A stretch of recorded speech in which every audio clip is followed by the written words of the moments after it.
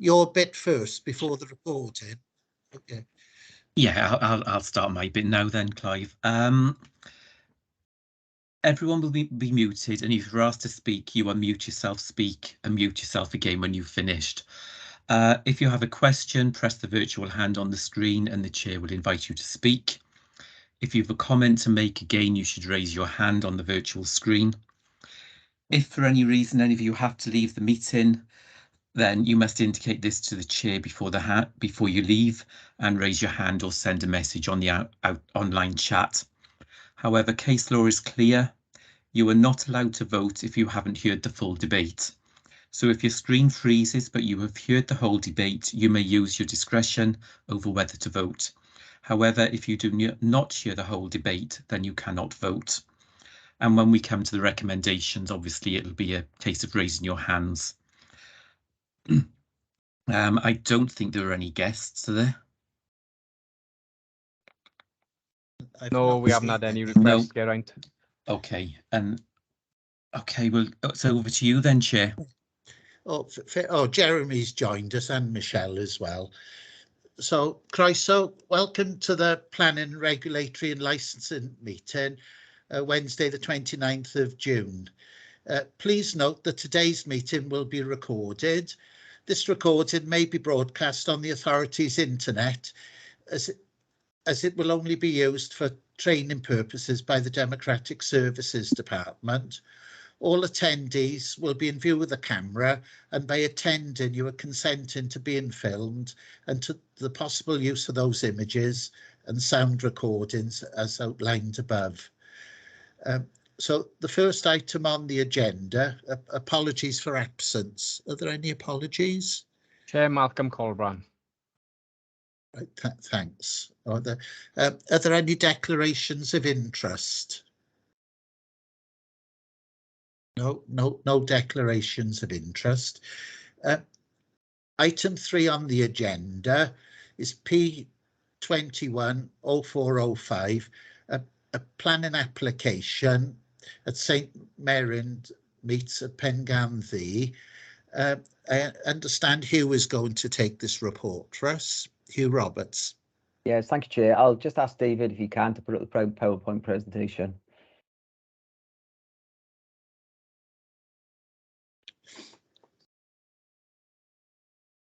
Okay, can everyone see that?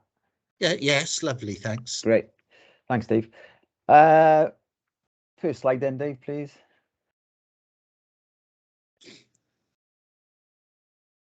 Yeah, so this is an application for a local energy centre comprising a combined heat and power and energy storage scheme. Councillor David Hughes has requested the application be called to committee to consider the noise impact on neighbouring residents. You can see the application site they're outlined in red. The blue line shows the remainder of the ownership of the land for Keepack St Mary and Meet. Dave, can you just show the next slide, please? Okay, so there it is in aerial view.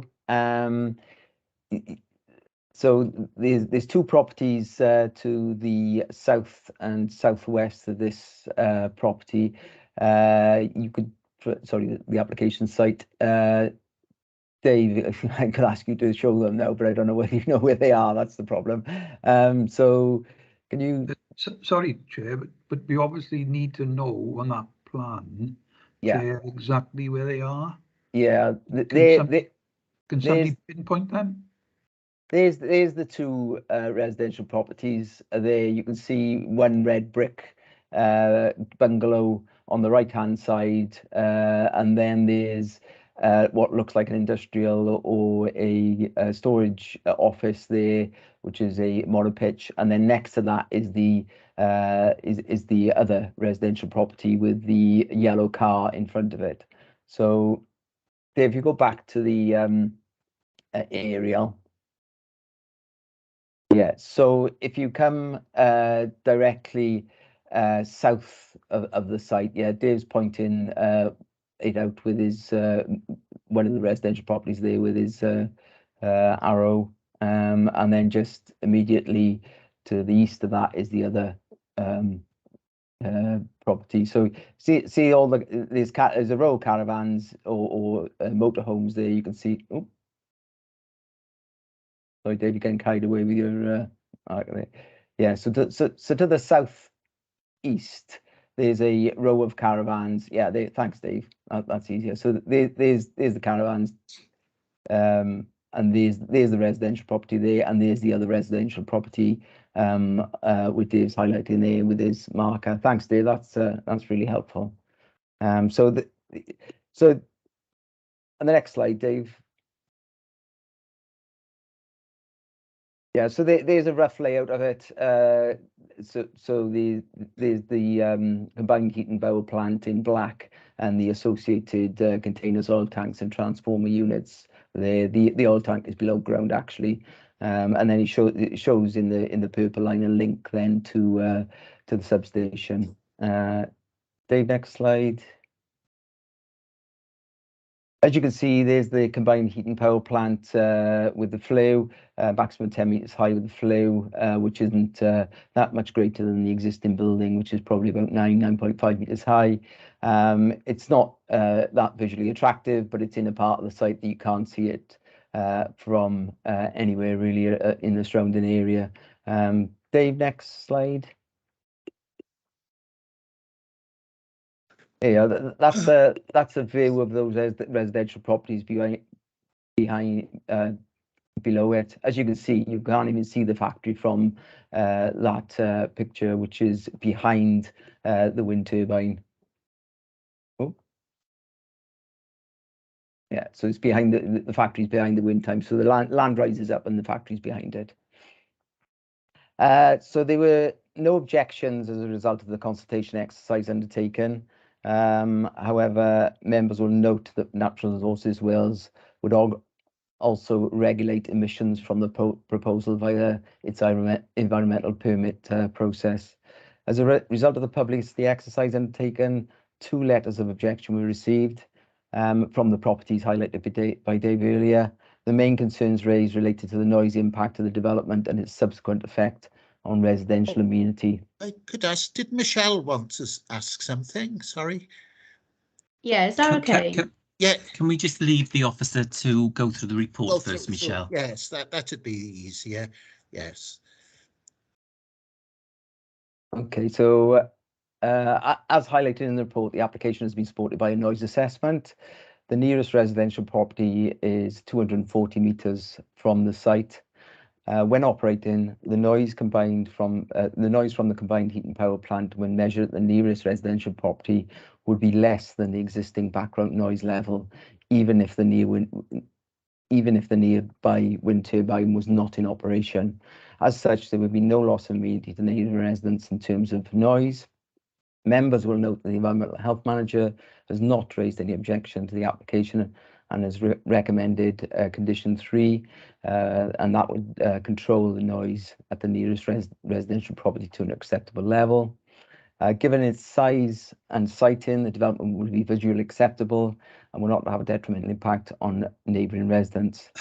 It was also introduce an efficient and more sustainable process for creating electricity and heat, which will be highly beneficial to the existing business. Therefore, it is recommended the application be approved, subject to the conditions highlighted on pages 11 and 12. Thank you, Chair. Oh, thanks very much. That was very useful. Michelle, what was your question? Thank you, Chair. Sorry to interrupt. I wasn't sure of the process. I just wanted to ask, the caravans, are they lived in or are they just there for storage purposes? I believe they're just storage purposes. Thank you. Thanks. Are there any other questions? Someone's asking a question, but I can't see who it is. Perhaps if we take the slides down a moment. If you could leave the Salmon, Chair. And if you could leave the slides up. Oh, there we are, Councillor Salmon. Yeah. Right. Thank you, Clive.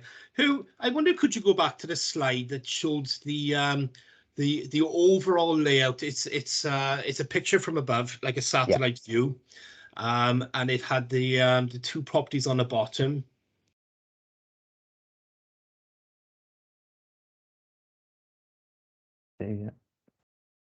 I think it was the first picture, wasn't it?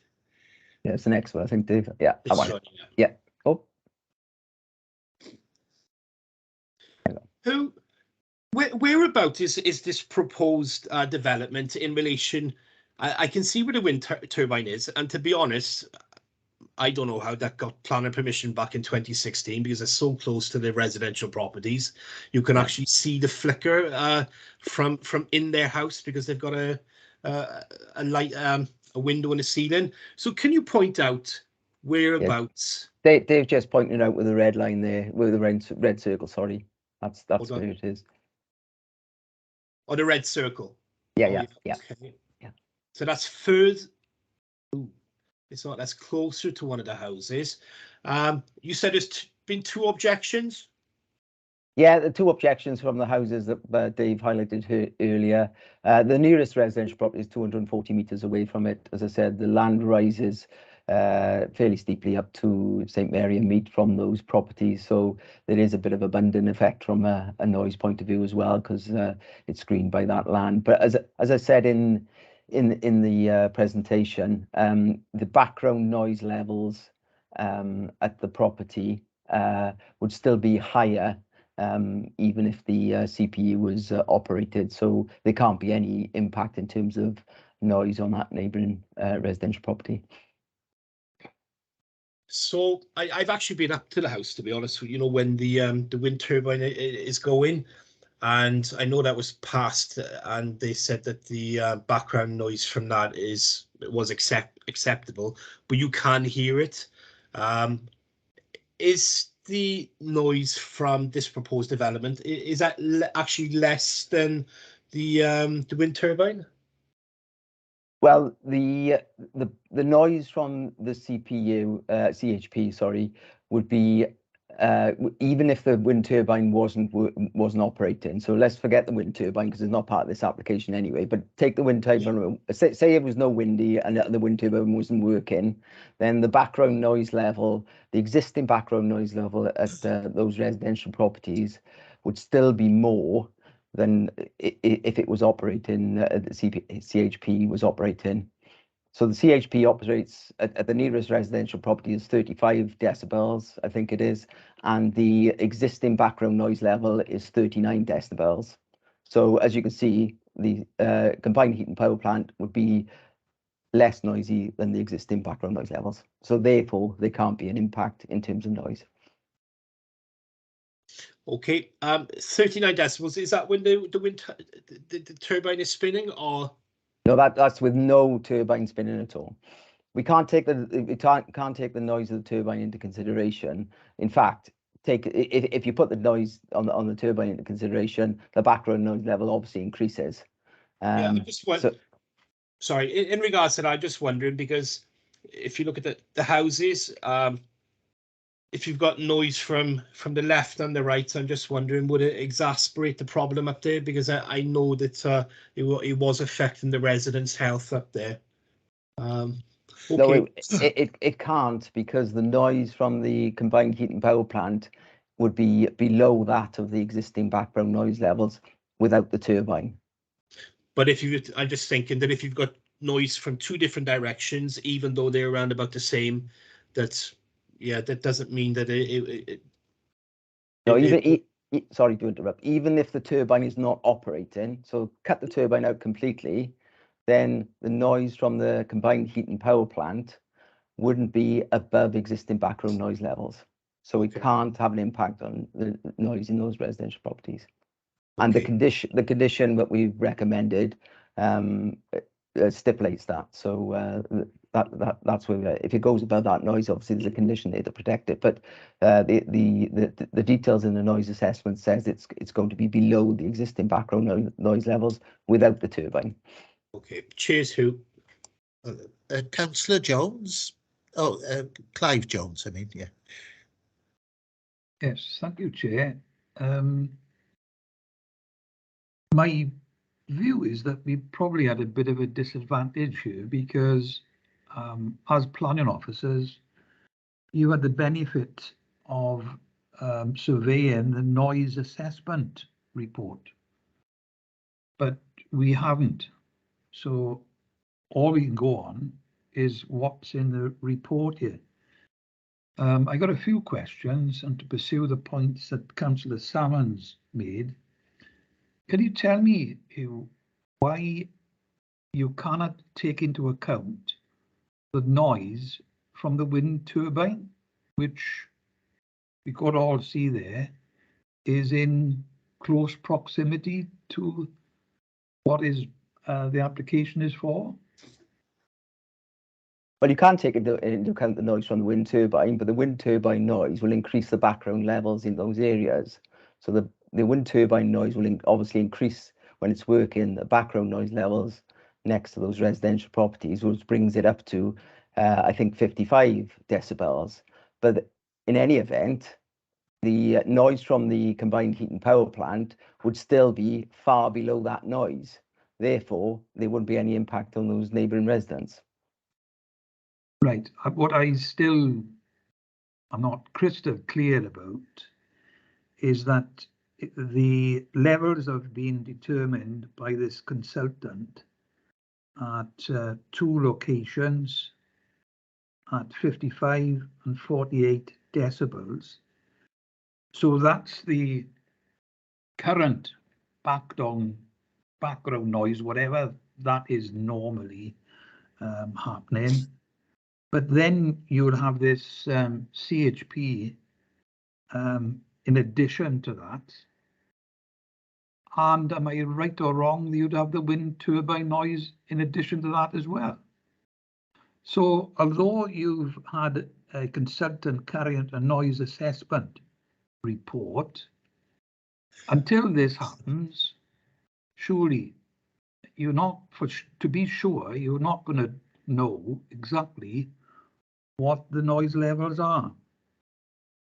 If you've got a noise level below an existing background noise level, yeah. So if the noise level from the plant is below the existing background noise level, it can't increase the noise level at that residential property because it's below the background noise level at that residential property.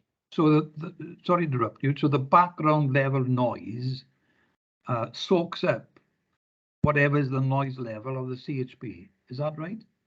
Well, you won't hear it because it's below the background noise level. Yeah. So the existing background noise level is higher than it would be if the CHP was operating at that residential property.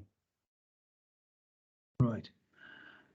And in the other paragraph, under the one that's measured the background levels at these two properties, halfway down the page, it says the council's environmental health manager has reviewed the report, that's from the consultant, and has raised no objections subject to a condition being imposed to ensure that the operation of the CHP does not exceed a +2 decibels above the background noise.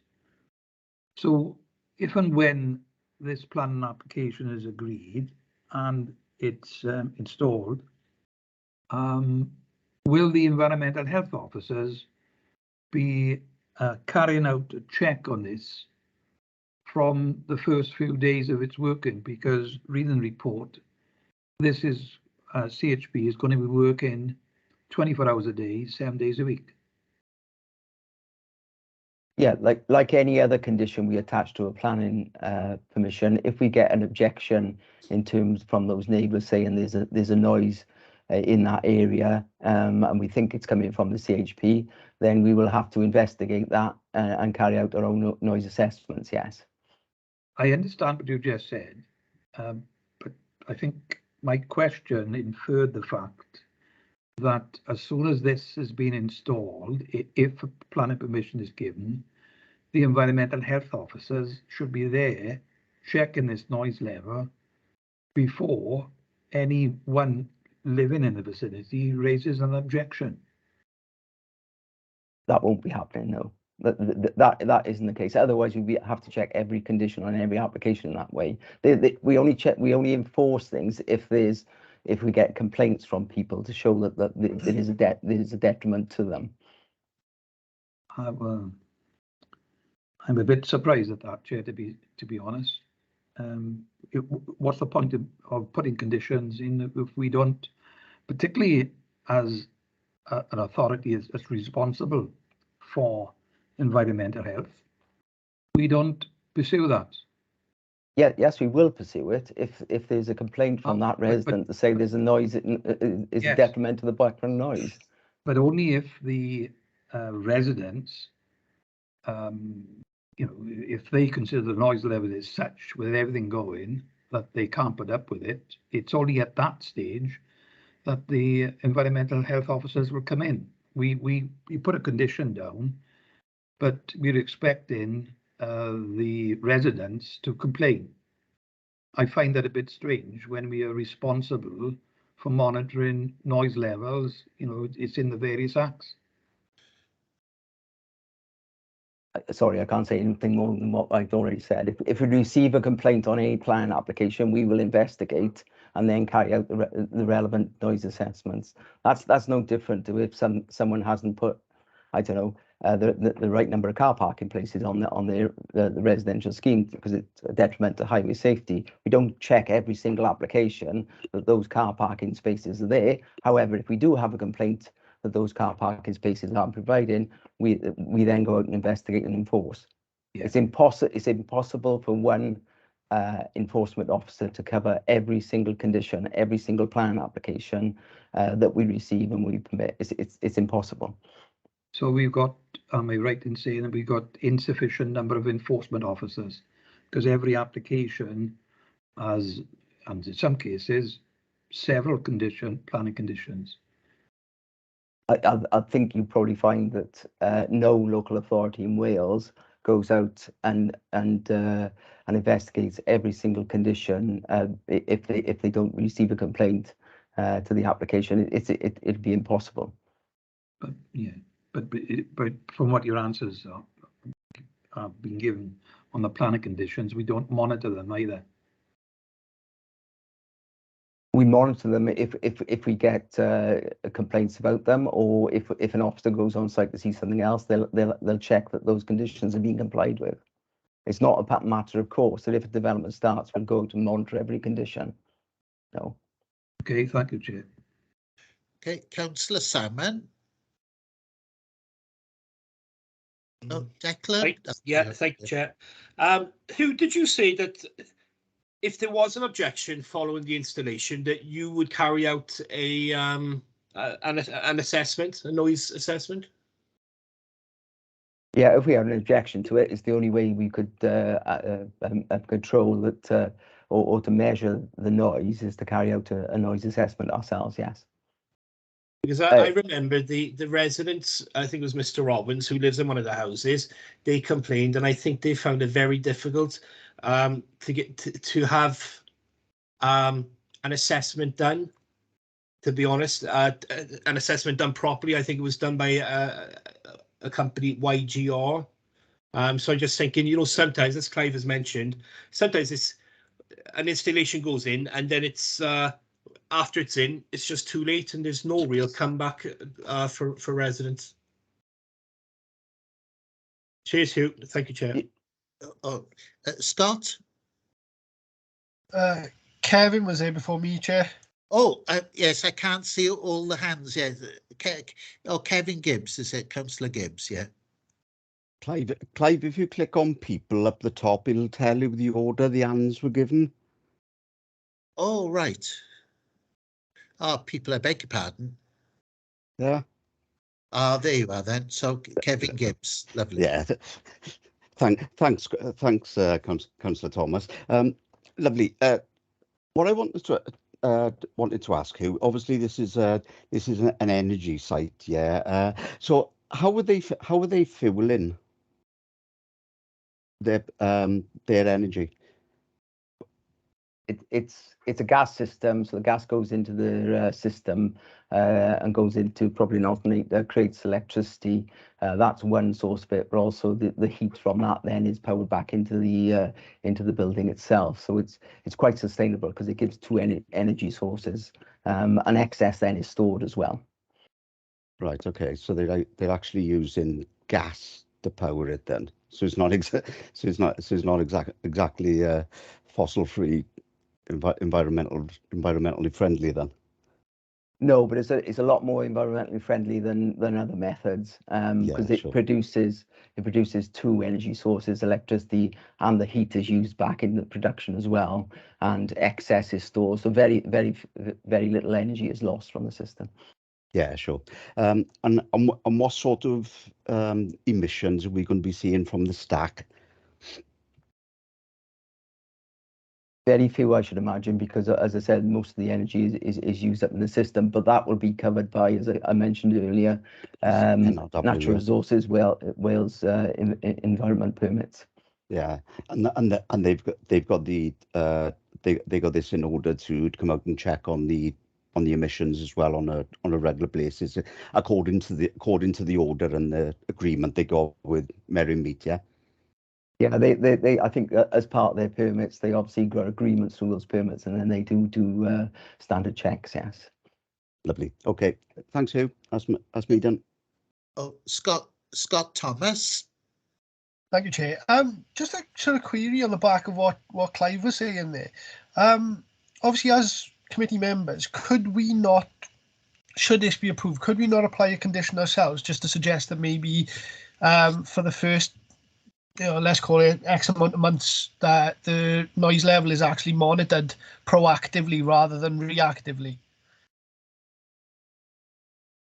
I think the conditions have got to meet the 5 tests of the commission conditions circular, and one of the tests is it's got to be reasonable.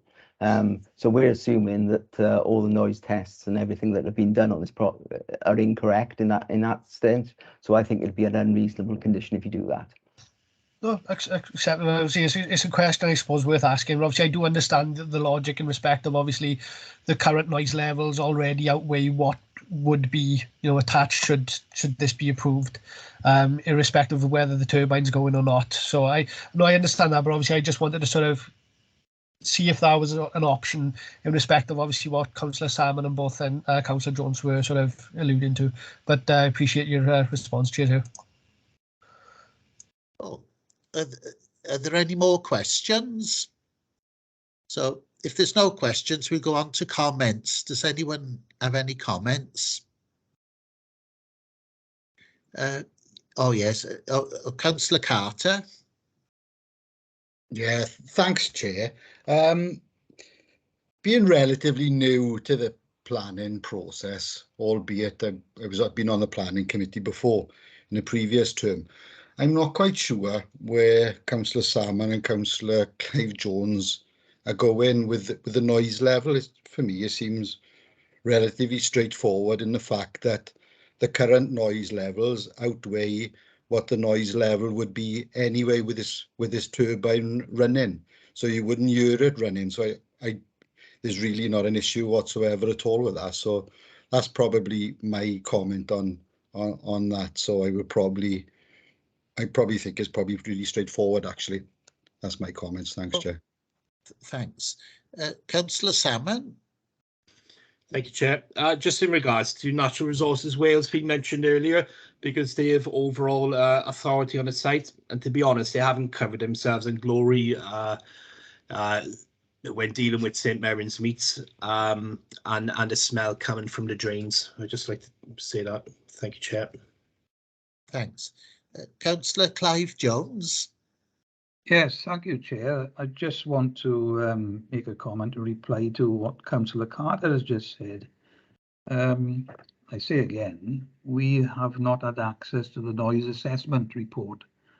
I'm certainly not a qualified acoustic consultant, and clearly, as a member of the planning committee, I'm entitled to ask any questions of the officers to clarify the matter, and that's what my line of questioning was for, and I'm sure Councillor Salmon was doing exactly the same.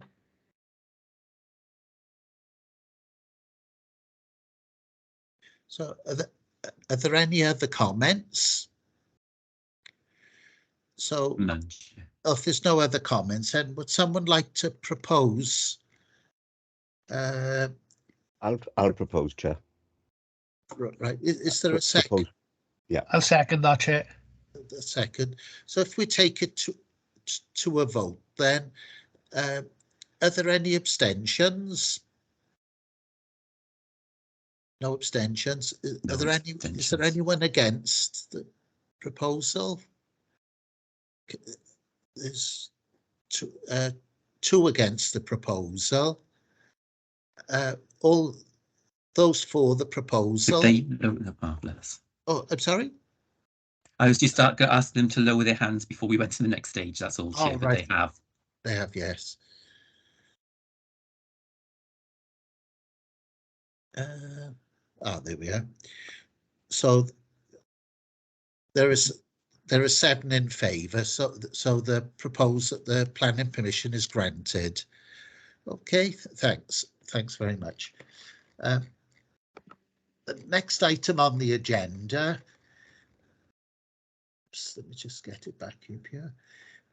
Oh, it's planning application P220075, Martin Evans House, Riverside Court, Merthyr Tydfil. I understand David Cross has taken this report. Yep, yes, sure. Okay, let me just get the PowerPoint back up. Chair, could I ask at this stage to save David the trouble of going through the report and request a site meeting, please? Right. Is there a seconder for the site meeting? Yes, Chair, I'll second that. Right. Well, we'll put it to the vote then. Chair, can I just ask the reasons, please, Chair? So, yes. Sorry. Oh yes, fair enough. Yeah. Yes. As the director states, it's the overlooking and the potential noise coming from the premises. Fair enough. So it's been moved and seconded. Are there any? Do we have questions? Is there any comments? No, it's a straightforward vote, Chair. So all those in favour of having a site visit, if they could raise their hands now.